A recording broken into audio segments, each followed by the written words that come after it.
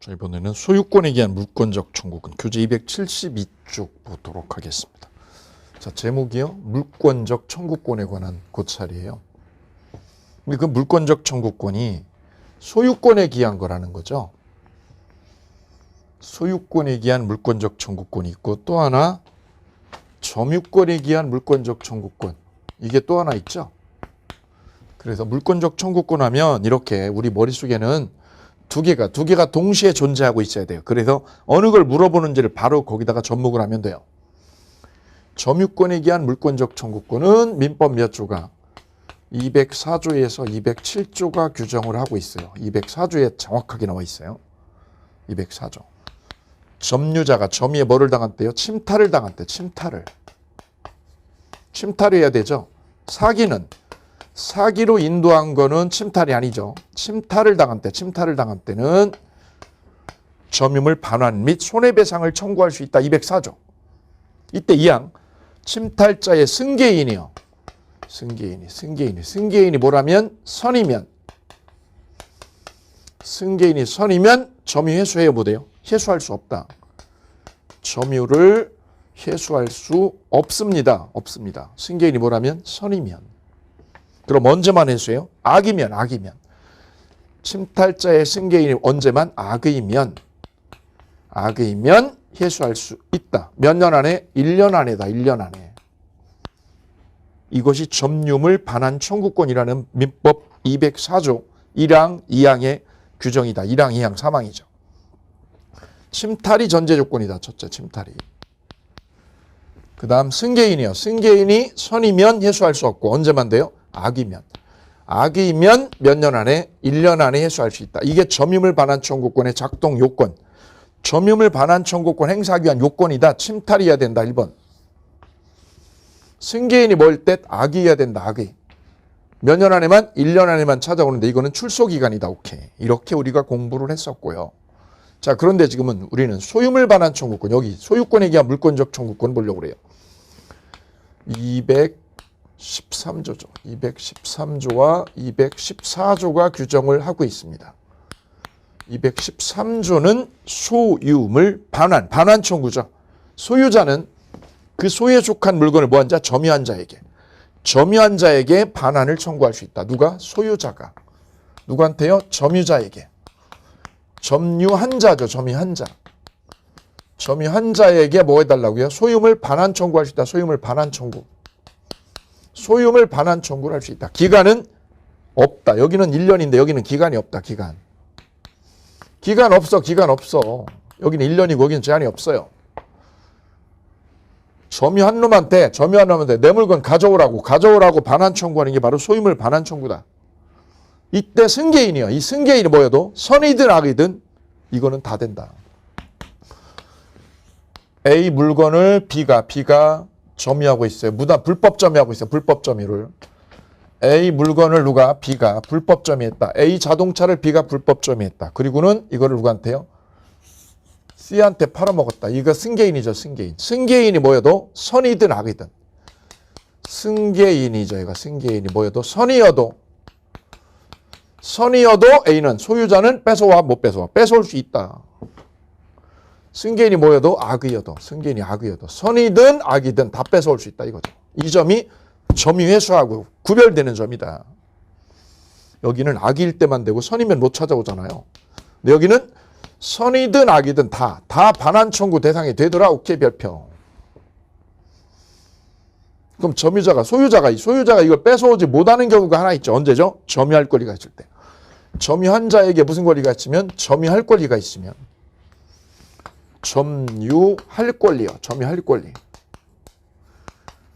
점유할 권리가 있다. 예컨대 매매로 샀다. 땅을 뭘로 샀다? A 부동산을 내가 매매로 샀어. 그럼 뭐가 생겨요?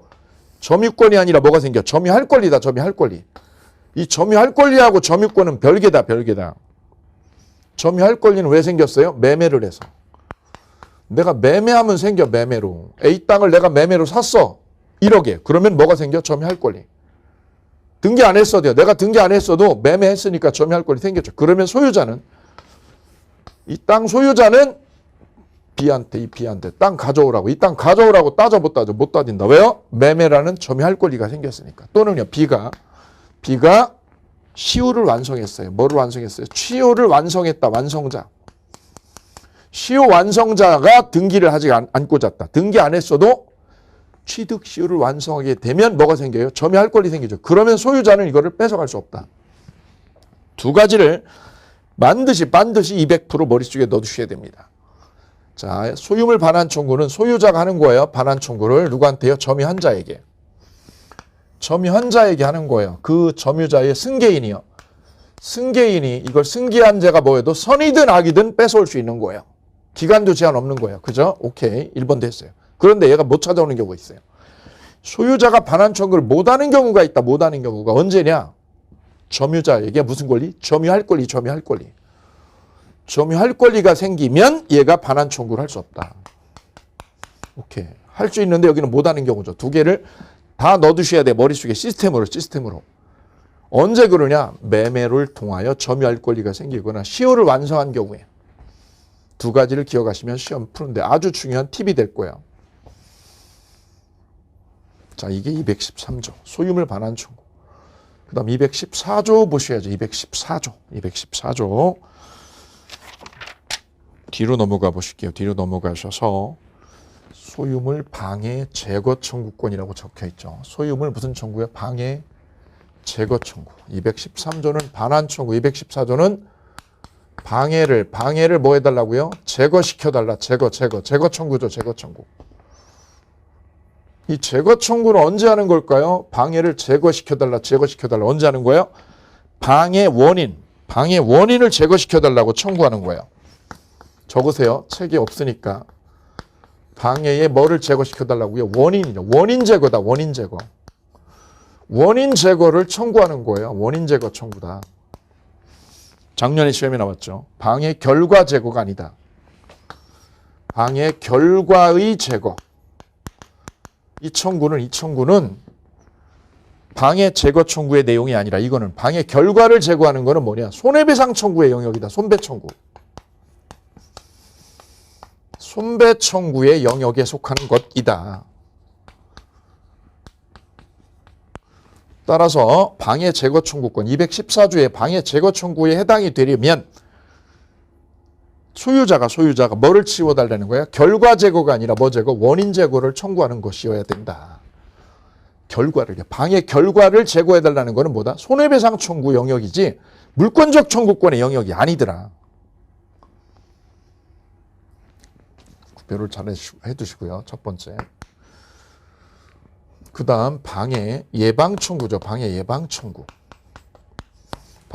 청구도 214조에 동시에 규정이 되어 있어요. 214조 보실게요. 교재 274쪽.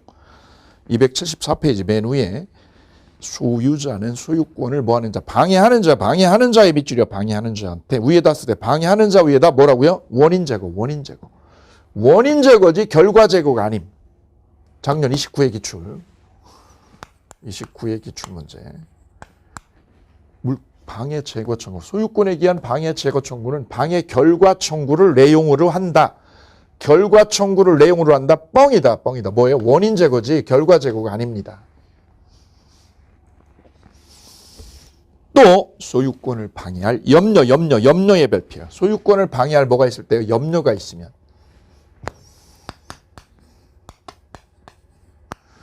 여기는 방해 제거 청구죠.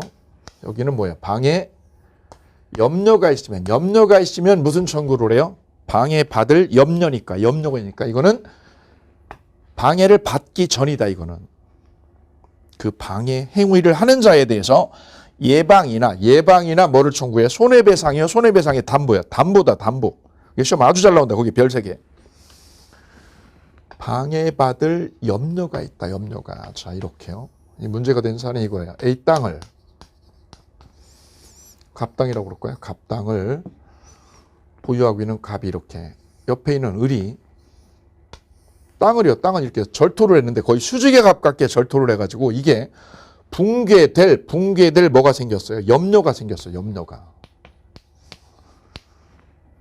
땅을 절토를 해버리니까. 그래서 갑이 조마조마한 거죠. 아니, 저기 붕괴될 것 같아. 붕괴될 것 같아. 일로 쏟아져 붕괴될 염려가 생겼어. 염려가. 조바심이죠. 조바심. 아직 붕괴된 거 아니죠. 그래서 소유자가 방해 행위를 하는 을에게 뭐라고 그런 거예요? 뭐라고? 이렇게 요구한 거예요.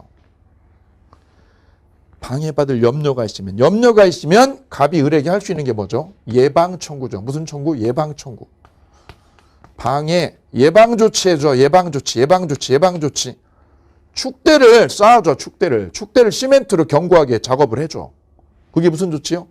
예방 조치죠. 축대. 축대 공사를 좀 해줘. 견고하게. 나 잠 못 자고 있어. 이거 무너질까 봐. 여기만 쳐다보면 숨이 막혀. 이게 뭉개될까 봐. 내가 3대 독자인데 우씨. 나 죽으면 어쩌라고. 예방 조치. 그랬더니 얘가 뭐라는 거죠? 안 해줘. 답이 없어. 그럼 뭘 할 수 있죠? 또는입니다. 또는.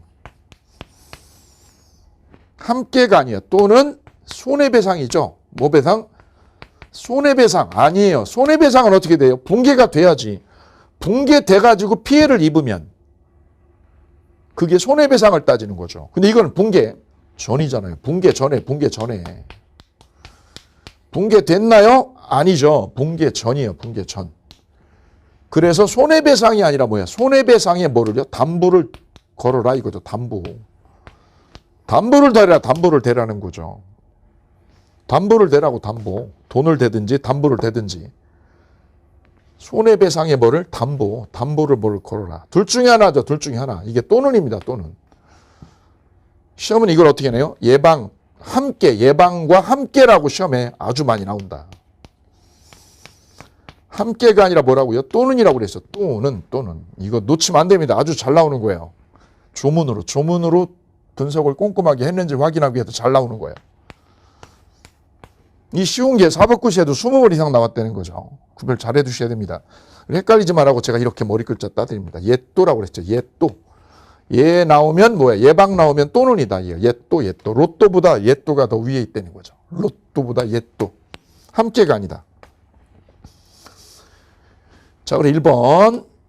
갑이 을에게 요구할 수 있는 건 뭐예요? 축대 공사해달라고 예방 조치를 하거나 또는 뭐 해달라고? 손해배상에 대한 뭐? 담보를 좀 대라. 담보대. 둘 중에 하나죠. 요거. 됐죠. 1번. 두 번째. 그랬더니 얘가 안 해줘. 축대 공사를 안 해주는 거지. 불안해 죽겠는데 여기 쳐다보기만 하면 숨이 막히는데. 그래서 갑이 을에게 가서 뭐라고 그런 거예요? 소송이 붙었어요. 야, 이거 붕괴될 염려가 있잖아. 그랬더니 을이 뭐라는 거죠? 을이 뭐라고 그랬을까? 내 눈에는 탄탄하구먼.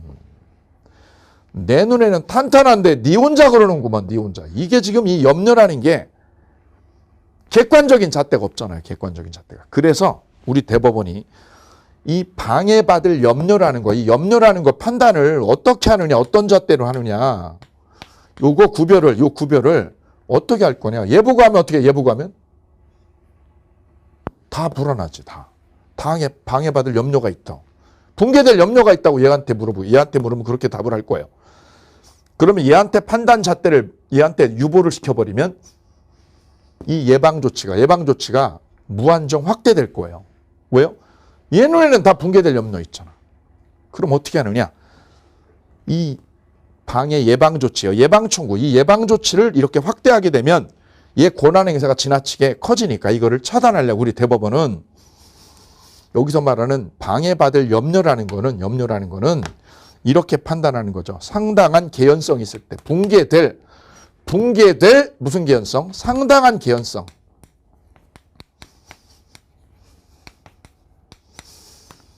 이게 인정이 돼야 된다 이거죠. 이게 인정돼야 방해 예방 청구가 되는 거지. 상당한 개연성이 아니라 관념적인 위험성. 이거로는 안 된다 그냥. 막연한 관념적인 위험성. 이걸로는 인정이 안 된다는 거예요. 무슨 차이요? 여기서 객관적인 잣대를 가지고 어떻게 해요? 상당한 개연성 이론을 여기다 끌고 들어왔어요. 상당한 개연성이 있냐? 이건 뭐야? 관념적인 위험성. 이건 뭐야? 그냥 막연이죠. 막연이 붕괴될 것 같아. 이게 뭐야? 관념적인 위험성. 이걸로 안 된다고.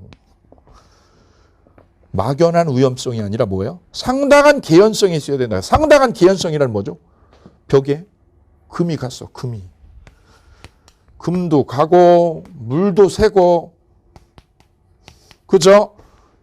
어떤 때는 으드득 소리도 나고 이렇게 소리도 나고 그게 뭐죠? 상당한 뭐가 있을 때? 개연성이 있을 때 바로 붕괴될 염려가 있다고 판단이 되어지고 그게 인정이 되면 무슨 조치를? 예방 조치를 할 수 있다. 예방 조치를. 따라서 우리 대법원은 이 염려, 방해 염려라는 게 관념적인 막연한 위험성으로 판단을 하지 않는다. 끌어들인 이론이 무슨 이론? 상당한 개연성 이론입니다. 상당한 개연성 이론을 우리 대법원이 끌어들였다는 거. 이거 꼭 기억해 두실게요. 우리 대법원 판례 있는 겁니다. 대법원 판례. 그래서 지난 시험에도 이거를 물어봤죠. 29회 시험에. 책에는 언급이 한 줄이 없습니다. 한 줄도 없어요. 그래서 제가 다시 한번 강조를 해드립니다. 세 번째 여기서 예방 청구에서 세 번째는요. 세 번째는 얘가 야 예방 조치 해달라고. 그랬더니 의리 안 해준다고. 나 싫다고. 그때 얘네 둘이 붙은 건 뭐냐면 갑이 을에게 뭐 해달라고요? 예방 비용을 달라고. 비용. 무슨 비용? 예방 조치에 필요한 뭘 달라고요? 비용 청구가 되냐? 비용 청구. 무슨 소리예요? 갑이 을한테 뭐라고요? 공사해달라고 그랬어요. 공사. 예방 조치를 공사해줘. 그랬더니 을이 안 움직여. 안 움직이니까 갑이 뭐라고 그래요? 그럼 내가 할게. 내가 할 테니까 내가 공사할 테니까 비용 달라고. 무슨 비용? 공사비. 무슨 공사비? 축대 공사비. 축대 공사비를 달라고 얘가 소송을 넣어버린 거야. 이게 되냐고. 이게 되냐 이거죠. 이게. 안 된다는 거죠. 왜냐? 비용 청구라는 거는 언제 하는 거예요? 붕괴가 됐을 때. 붕괴됐을 때. 그때 이 비용 청구라는 거지. 붕괴가 된 게 아니잖아요. 붕괴가 되기 전의 상황이죠. 붕괴 전이니까 붕괴되기 전의 상황에 내가 공사할 때니까 비용 달라고 얘한테 청구할 수 없더라 이거죠. 그래, 예방 조치로 비용 청구는 못 들어간다는 거죠. 그럼 갑이 궁극적으로 구제받을 수 있는 건 뭐예요? 무슨 조치요? 축대 공사를 해달라고 얘한테 청구하는 것밖에 안 돼. 청구. 비용 달라고요? 비용 달라는 소송은 안 된다는 거죠. 비용 청구 소송은 안 돼요. 비용 청구 소송은 못 하는 거야 이거는. 왜? 붕괴 전이니까. 그럼 뭐만 할 수 있어요? 붕괴 전에는 예방 조치해달라고. 예방 조치. 축대 공사를 네가 하라고. 네가 공사해달라는 거지. 네가 뭐 해달라고? 예방 조치에 필요한 공사해달라고. 공사. 이거를 해달라고 뭐 하는 거예요? 청구하는 거예요. 청구. 비용 달라고? 노. 예방 비용 달라고. 내가 공사할 때니까 돈 달라고? 안 된다는 거죠. 예방 비용. 그래서 무슨 비용? 예방 비용. 소유자가 붕괴될 염려가 있을 때 이 방해자에게 무슨 비용? 예방 비용 내놓으라는 소송. 예방 비용 내놓으라는 소송은 할 수가 있다? 없다. 정답. 대신에 뭐는 돼요? 예방 조치는 돼요. 예방 조치. 손해배상은 걸어 못 걸어 얘한테. 손해배상 걸까 못 걸까? 못 걸지. 왜요? 야 붕괴도 안 됐는데 이 자식아. 붕괴 안 됐는데 왜 자꾸 손해배상이야. 너 하지마. 손해배상 이런 얘기 하지마. 손해배상 못 거는 거야. 손해배상은 언제 거는 거야? 붕괴돼가지고 니네 가축이 죽든가 여기에는 자동차가 흙더미에 쓸려가든가 이렇게 붕괴가 됐을 때 뭐 해달라고 그래요? 손해배상 요구하는 거지. 붕괴도 안 됐는데 무슨 손해배상이야. 택도 없어. 예방비용? 택도 없어. 뭐만 해? 조치요. 예방 조치로 공사해달라고 청구하는 거야. 청구는 네가 하고 말고는 내가 하는 거야. 하고 말고는 내가. 공사해달라고 요구만 하는 거지. 네가 공사하겠다고 안 된다고. 자, 그래서 1, 2, 3 기억해 두실게. 1, 2, 3 중에서 뭐만? 1번만 먹혀. 1번만. 자, 그래도 이 예방 조치요. 예방 조치에 따른 214조 내용 굉장히 중요한 게 깔려 있어요. 이게 또 나온다는 거죠. 올해 또 나온다는 거죠. 왜? 최근 판례야 이게. 아주 최근 판례라서 이 부분을 작년에 올해 딱 예리하게 이걸 건드렸어요. 시험 출제위원이. 바로 근자에 또 나오는 거니까요. 점검을 해드릴게요. 그 예방 청구는 1번, 2번 상당한 개연성을 깔고 들어가야 되지. 막연히 관념적인 위험성으로 되지 않는다. 왜? 이렇게 되면 확대되니까. 이 예방 청구 범위가 확대되니까 이걸 차단하려고 어떻게 한 거예요? 차단하려고 무슨 개연성? 상당한 개연성. 객관적으로 상당한 개연성이 있어야 된다. 금이 같다. 물이 샌다. 객관적이죠. 막연한 개연성으로 위험성으로 되지 않는다. 왜? 확대되니까 이러면. 그래서 여기서 방해 염려라는 개념에 대한 우리 대법원의 잣대가 뭐다? 상당한 개연성 이론이다. 상당한 개연성 이론. 예, 하고의 논문을 그대로 반영을 한 대법원 판례니까 기억을 해두시고. 세 번째, 비용 청구하지 마. 손해배상 청구 하지 마. 손해배상 청구, 비용 청구 못하는 거다 너. 공부 똑바로 해야 돼. 뭐 청구해? 예방조치. 예방조치로 이것만 청구할 수 있어. 예방조치로. 오케이, 끝. 그래서 214조의 방해 제거 청구는 원인의 제거지 결과 제거가 아니라는 거. 이거 중요하고요. 두 번째, 예방. 방해받을 염려가 있을 때. 염려가 있을 때는 몇 개로요? 3개로 이렇게. 3개로 논점을 압축을 해서 가지고 가실게요. 그러면 소유권에 기한 물권적 청구권이 정리가 되겠습니다. 자, 그러면 소유권에 기한 물권적 청구권은 첫 번째는 뭐죠? 소유물 반환 청구. 반환 청구는 소유자가 점유한 자에게 반환 청구할 수 있죠? 오케이. 기간 제한 없어요. 상대방도 제한 없어요. 단 반환 청구 못하는 때가 언제죠? 점유할 권리가 있을 때. 소유물 반환 청구. 그 다음에 두 번째는 방해 제고. 세 번째는 방해 예방. 이렇게 정리하시면 되겠습니다. 이렇게 정리하시면 213조, 214조의 소유권에 기한 물권적 청구권이 한 방에 정리가 되겠습니다. 세 개를 따로따로 분절하실 것. 소유물 반환 청구 주제 하나. 점유한 자에게 반환 청구할 수 있고, 승계인이 모여도 선의하게 다 된다.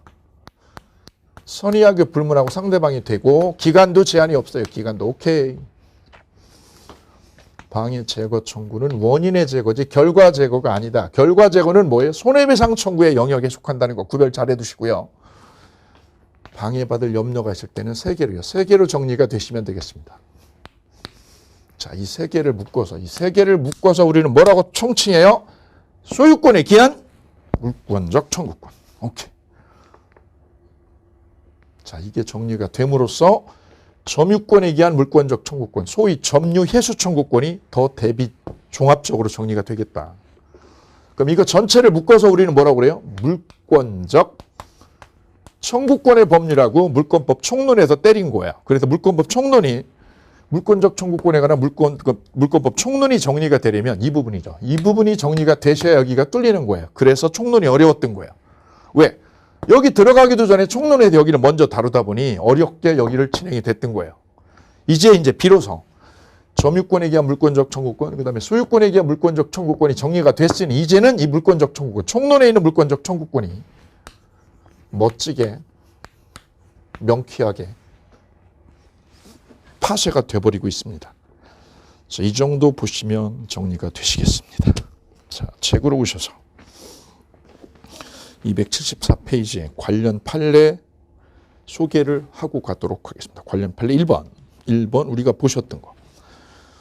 건물의 소유자가 그 건물의 소유를 통해서 타인의 토지를 점유하고 있다. 남의 땅을 점유하고 있죠. 이때 그 토지 소유자로서는 그 건물 철거하고 대지 인도 청구할 수 있죠. 철거나 인도 청구되죠. 근데 그 건물을 점유하고 있는 자에게, 그 소유 건물을 점유하는 자에게 퇴거죠. 퇴거 청구는 할 수 있다 없다? 없다. 옆에다가 이렇게 정리하실게요. 그림을 하나 딱 그려놓으시면 쉽습니다. 갑의 땅에 이렇게 을이 무허가 건물을 불법으로 이렇게 신축했다. 무단으로 불법 신축을 했어. 불법 신축. 무단 신축이라고 그러죠. 무단으로 누구 땅에, 내 땅이 아니라 남의 땅에 건물을, 빌라를 하나 신축을 했다. 건물을. 그리고는 이거를 세를 줬다. 세를. 누구한테? 병에게. 여기는 주인, 건물주. 병은 건물주로부터 세를 얻은 세입자 이렇게 두 개를 넣어두시면 좋아요. 그러면 여기 한 방에 때려버릴 수 있어요. 이때 갑은 땅 주인은 내 소유권을 누가 방해해요? 건물주가 방해하고 있죠? 그러면 갑은 을에게 뭐 해달라고요? 토지, 땅 달라고. 토지 인도 청구할 수 있죠? 그 다음에 건물 뭐 해달라고요? 철거 청구. 건물 철거 청구할 수 있다. 철거. 철거는 되는데 뭐 해달라고요? 나가라고. 여기서 나가라고 하는 건 돼요? 안 된다. 왜? 얘가 주인인데. 주인 보고 땅 주인이 나가라 말을 할 얘기는 없다 이거지. 이럴 권리는 없다. 그래서 을에게 퇴거 청구 안 된다. 왜? 얘가 주인인데 어딜 나가라고 그래. 그러면 저 세입자한테는요. 세입자한테는 얘는 누구죠? 소유자가 아니라 점유자죠. 세입자인 병에게는 갑은 세입자 병에게 뭐 해달라고요? 철거 청구 돼요? 철거시켜라. 나 새 사는데요 여기. 나 주인이라 새 사는데 여기 나보고 철거하라고 그러면 안 되죠. 그래서 철거 청구 안 돼. 철거 청구 안 되죠. 대신에 뭐는데요? 퇴거. 나가 너 나가. 너 나가야 너를 내보내야 뭐가 돼요? 철거 작업이 먹혀. 그래서 퇴거 청구는 된다. 오케이. 이 부분 중요해요. 누구한테요? 여기 세입자. 병은 세입자입니다. 세입자. 여기는 누구요? 건물주. 요 구별이 정확히 되셔야 돼요. 건물주하고 세입자가 정확히 이 관계가 정리가 되셔야 이게 구별이 돼요. 여기는 퇴거 안 돼요. 왜요? 건물주 보고 어디 나가라 말아야 얘가 주인인데. 근데 세입자 보고는 뭐 할 수 있어요? 퇴거 청구 된다는 거죠. 퇴거 청구 되죠. 이때 조심할 게 뭐냐면 이 세입자가 대항력을 갖추고 있다면 어떻게 될 거냐죠. 얘가 여기다 전입신고를 해서 대항력을 갖췄다. 나 대항력 갖춘 사람이야. 그때 얘가 땅 주인이 얘 보고 나가라고 할 수 있을까요? 그게 소송이 붙은 거죠. 이 땅 주인하고 누구예요? 세입자하고 소송이 붙은 거예요. 너 나가. 그랬더니 세입자는 뭐라는 거죠? 왜? 무슨 소리예요? 나는 지금 전입신고도 했고 계약 기간이 앞으로 몇 년이나 2년이나 남았어요. 나 2년 살 거야. 여기서 살 거야. 못 나가. 세입자는 못 나가. 여기는 뭐라고요? 나가. 너 나가야 철거가 되니까. 이렇게 붙은 거예요. 문제는 뭐냐? 문제는 대항력을 갖췄다는 거죠. 세입자가. 내가 말이야. 뭐를 갖춘 사람이야? 대항력을 갖춘 사람이야. 당신 대항력이라는 건 알고 소송한 거야? 대항력. 내가 대항력을 갖췄거든. 내가 대항력 없다면 쫓겨나는 거 맞거든. 근데 내가 뭘 갖췄어? 대항력을 갖췄어. 대항력의 본질이 뭐예요? 계약은 내가 이분이랑 했어도 내가 계약은 을이라는 분이랑 해서 임차권을 가지고 있지만 그 임차권의 권리를 누구한테요? 제3자에게도 들이댈 수 있는 힘. 이거를 대항력이라고 그런다. 나 대항력 있어. 대항력. 그러니까 나는 못 나가는 거지. 왜? 내가 계약은 을이랑 했지만 이 권리를 제3자인 너에게 대항할 수 있잖아. 들이댈 수 있잖아, 내가. 이렇게 항변이 된 거예요. 병의 항변은 이 대항력을 가지고 항변한 거죠. 그때 우리 대법원 결론이 뭐냐면 그대가 대항력을 갖췄다 하더라도 나는 퇴거 청구를 할 수 있다라는 거예요. 퇴거 청구할 수 있다는 거야. 세입자가 뭘 갖춰도 대항력을 갖춰도 세입자가 뭘 갖춰도 대항력을 갖추더라도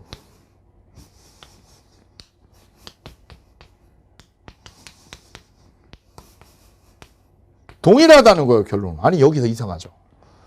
아니, 대항력을 갖추면 보호해줘야 되는데 얘를 보호해줘야 되는데 여기서 대항력을 갖췄는데도 얘는 어떻게 했다는 거예요? 쫓겨났다는 거야. 쫓겨나라는 거죠. 나가라. 라고 대법원이 판결을 때렸다는 거죠. 왜 그럴까? 왜? 이 부분이 여기 뚫는 게 굉장히 까다롭다는 거예요. 여기를 뚫어주는 거. 대항력을 갖췄는데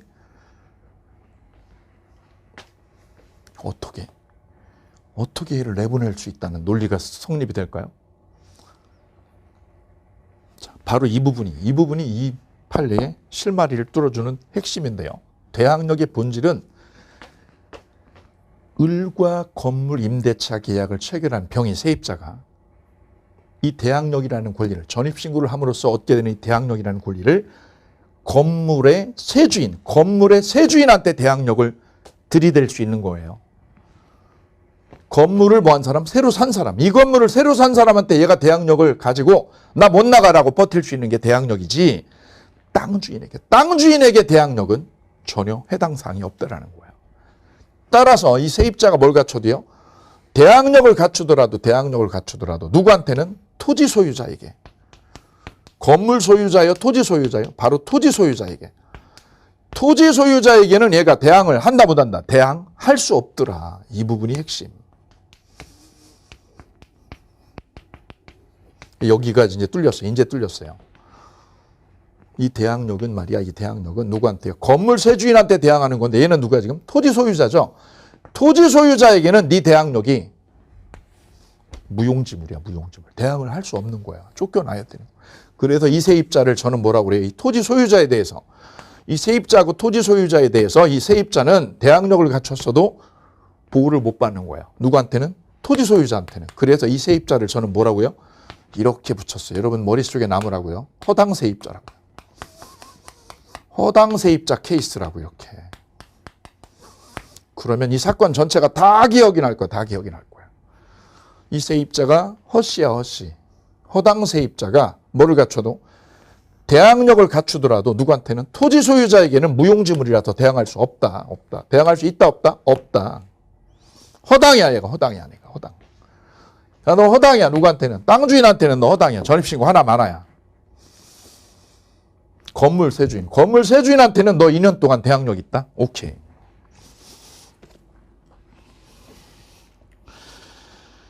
자, 그 내용이 바로 2번입니다. 2번. 그 판례 274페이지 2번에다가 적어주세요. 2번에다 뭐라고 적어요? 허당 세입자 케이스라고요.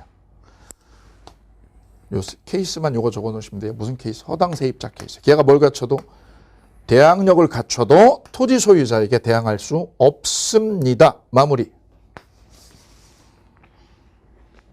그래서 2번 판례 밑으로요. 밑으로 그 판례 밑으로 하나, 둘, 셋, 넷, 다섯째 줄 중간에 볼까요? 할 것이므로 점 찍어 있죠. 그 옆에 토지 소유자는 자신의 소유권에 기한 방해 배제로서 건물의 점유자에 대해, 점유자가 누구죠? 세입자. 허당 세입자. 거기서 돼요. 점유자 위에다 허당 세입자에게 건물로부터 뭐를요? 퇴출. 퇴거를 청구할 수 있다. 퇴출. 그러나 이는 건물의 점유자가 건물의 소유자로부터 임차인으로서 건물 임차권이 이른바 뭐를 갖춰도 대항력을 가진다 하여도 달라지지 아니한다. 즉 대항력을 갖춰도 뭐라고요? 누구한테는? 토지 소유자에게 대항하나요? 못하나요? 대항할 수 없다. 있다가 아니라 없다. 여기 기출문제. 저는 그래서 땅 주인은 건물주한테는 뭐라고요? 철거 소송을. 철거해. 세입자한테는 뭐라고요? 퇴거. 나가. 퇴거 청구를. 오케이, 끝. 이렇게 마무리해 주시면 판례 내용이 마감이 되겠습니다. 그 다음 3번이요. 밑에 3번. 밑에 3번은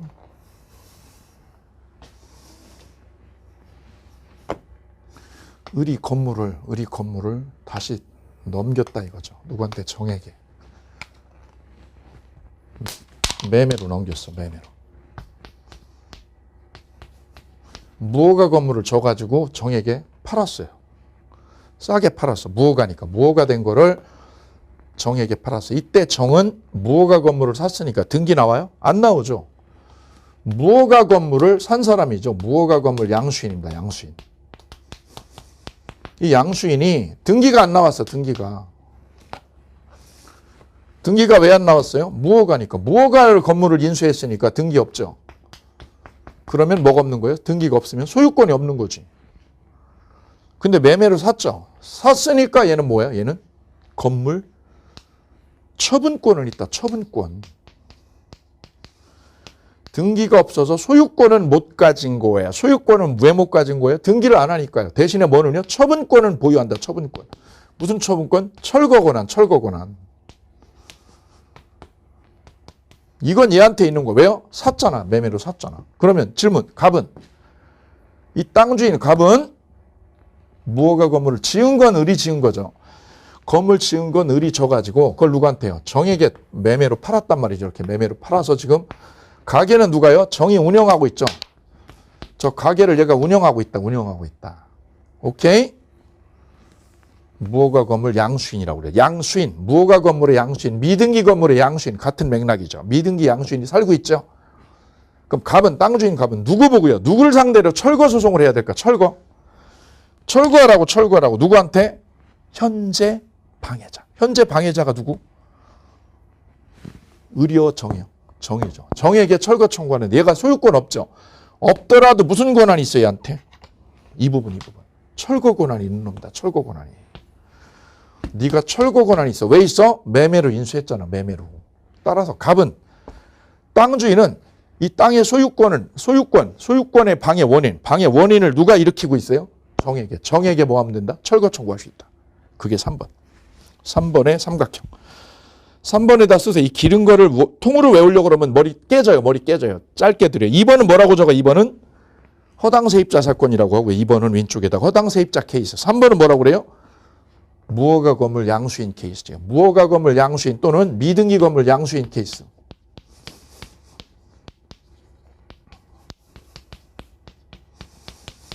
미등기 건물의 양수인 얘는 철거 상대방. 무슨 상대방? 철거 상대방이 된다고요? 안 된다고요? 된다. 이게 결론. 어째서 돼? 소유자도 아닌데? 샀잖아. 네가 샀으니까 권한이 있는 놈이지.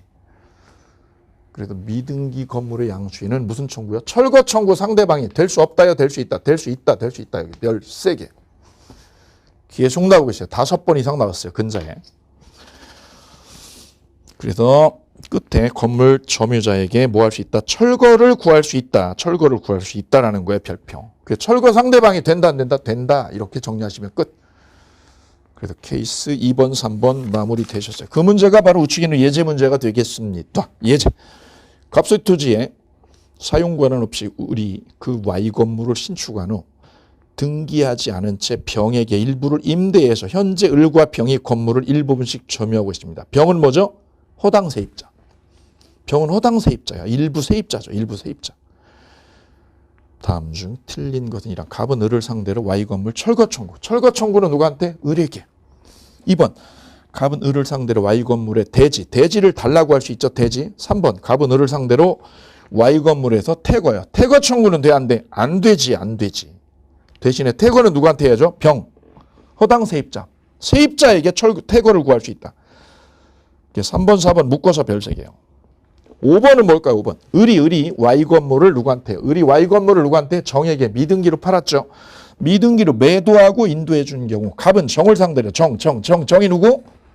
미등기 건물의 양수인. 거기 적으세요. 미등기 건물의 양수인 정에게 무슨 청구요? 철거 청구. 철거 청구를 할 수 있다 없다? 할 수 있더라. 결론. 오케이. 자, 여기까지 되셨습니다. 이제 쉬셨다가 공동소요 심화학습 정리하도록 하겠습니다.